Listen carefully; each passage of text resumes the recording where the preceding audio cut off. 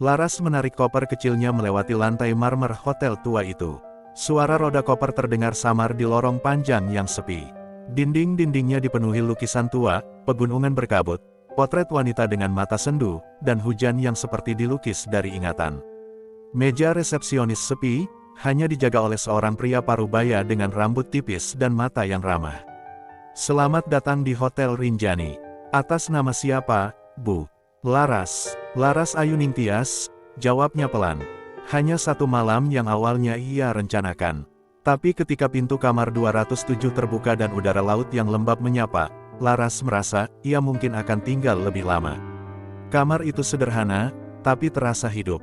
Balkon kecil dengan 2 kursi kayu menghadap langsung ke arah laut, tempat matahari nanti akan tenggelam.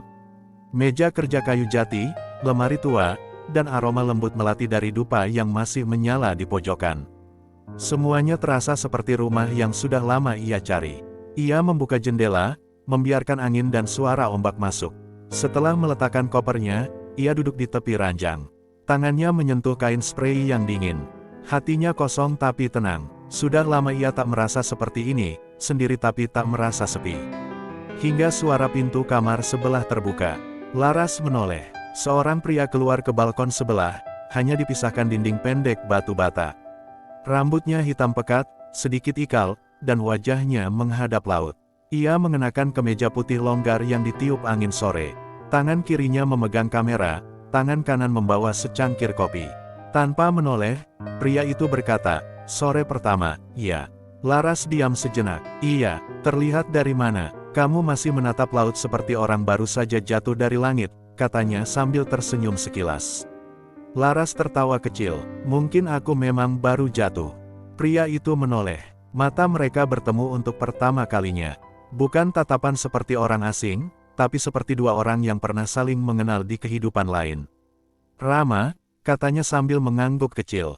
"Kamar 208. Laras," balasnya, 207. Mereka tak banyak bicara setelah itu. Tapi kehadiran satu sama lain tak hilang sepanjang sore. Seperti aroma kopi yang tersisa di udara. Seperti hujan yang belum turun, tapi awannya sudah menggantung di langit. Dan di dalam hati Laras, sesuatu mulai berubah. Ia tak tahu apa, tapi kamar ini, pria itu, dan suara ombak yang mengalun lembut di kejauhan, rasanya seperti awal dari sesuatu yang ia belum berani harapkan. Langit mulai memudar warnanya ketika awan kelabu bergerak perlahan dari arah laut. Hujan pertama sore itu turun tanpa aba-aba, mengguyur atap hotel seperti bisikan rindu yang menumpuk terlalu lama. Laras duduk di balkon, kaki berselonjor di atas kursi kayu, tubuhnya dibalut kimono tipis hotel yang baunya seperti daun teh dan kain bersih. Uap dari cangkir tehnya naik perlahan, menghangatkan telapak tangannya yang dingin. Dari balik tirai balkon sebelah, suara pintu terbuka.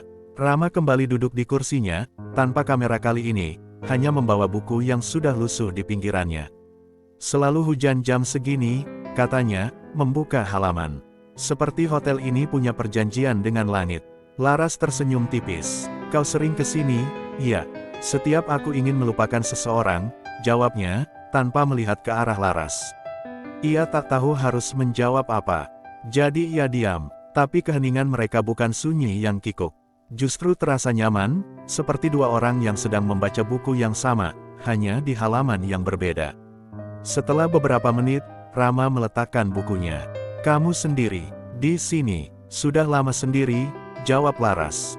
"Dan aku pikir, kesendirian butuh tempat baru agar tidak berubah jadi kesepian."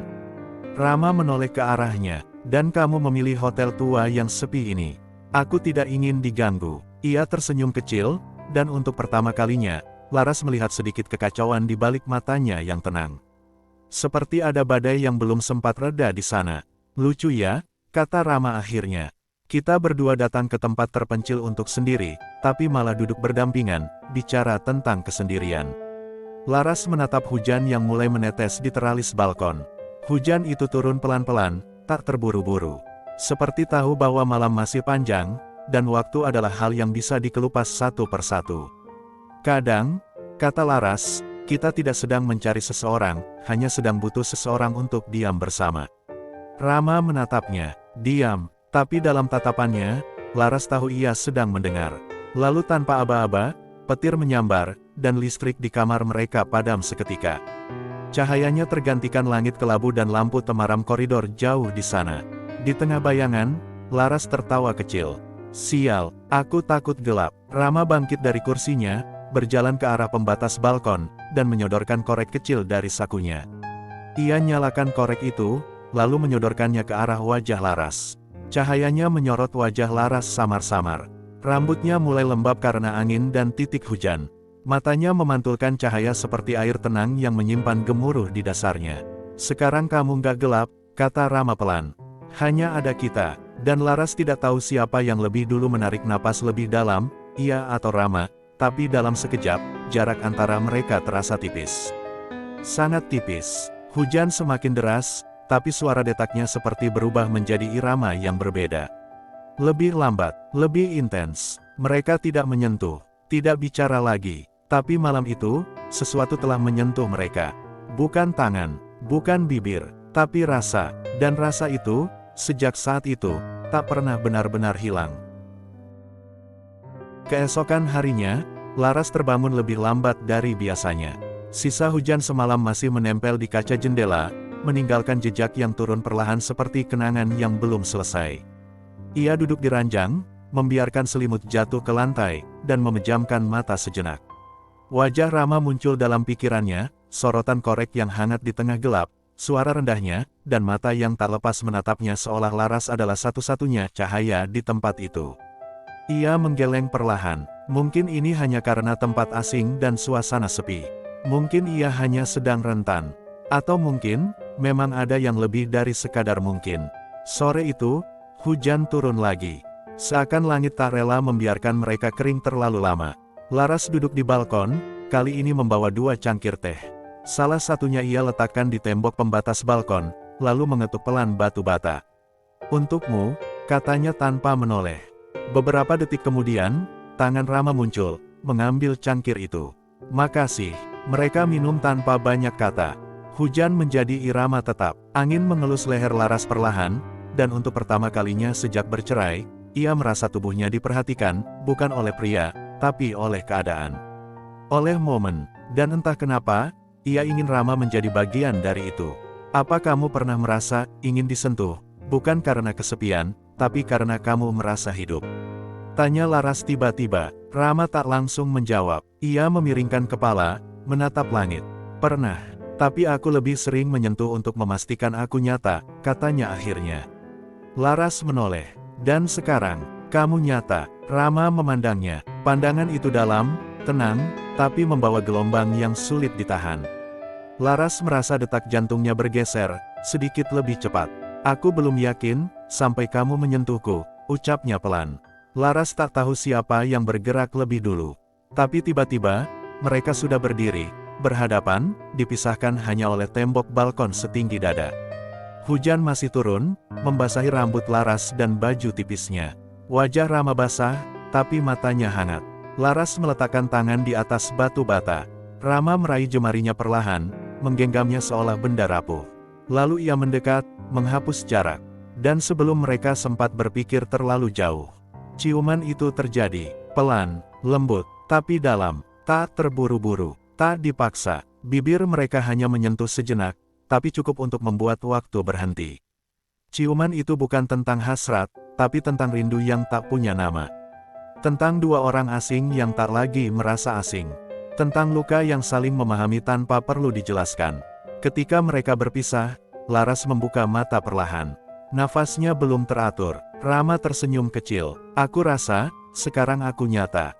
Dan Laras tak bisa berkata apa-apa. Karena untuk pertama kalinya sejak lama, ia juga merasa hidup.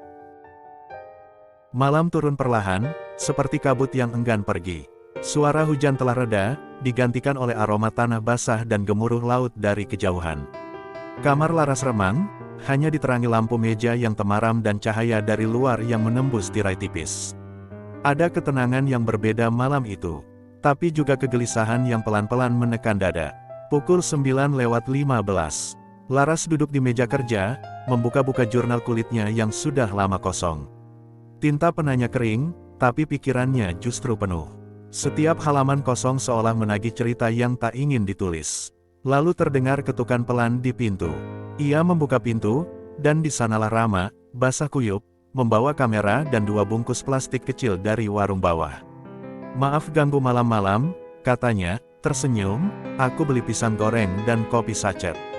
"Kamu sempat bilang suka." Laras terkesiap, lalu tertawa kecil. "Masuklah, kamu pasti basah." "Aku nggak keberatan," kata Rama, tapi Laras sudah menarik lengannya masuk.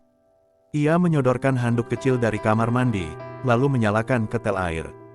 Mereka duduk bersisian di lantai kamar, bersandar ke tempat tidur, berbagi pisang goreng yang agak dingin dan kopi panas murahan yang terasa istimewa malam itu. Tak banyak kata, tapi keheningan di antara mereka bukan jurang. Justru seperti jembatan, yang membentang tanpa harus dilewati dengan tergesa. "Aku baru sadar," kata Rama pelan, "kita belum tahu banyak tentang satu sama lain. Tapi, aku merasa seperti sudah kenal kamu lama." Laras mengangguk. "Mungkin karena kita nggak mulai dari, siapa kamu, tapi dari, apa yang kamu rasakan." Rama menoleh. Wajah mereka sangat dekat, nafas mereka menyatu, dan saat itu, dunia luar seperti berhenti. Tak ada suara kendaraan, tak ada tamu lain, hanya 2 orang dewasa yang menatap satu sama lain, bukan karena ingin menguasai, tapi karena ingin dimengerti. Rama menyentuh pipi Laras, pelan, seolah meminta izin. Laras menutup matanya, dan ketika jari-jari itu menyusuri rahangnya, lehernya, lalu turun ke bahunya, ia tidak menolak. Ia juga tidak menggoda, ia hanya menerima. Malam itu tidak liar, tidak gaduh, tapi penuh kejujuran. Ketika Rama mencium Laras lagi, kali ini di dalam kamar, itu bukan ciuman yang meminta, tapi memberi.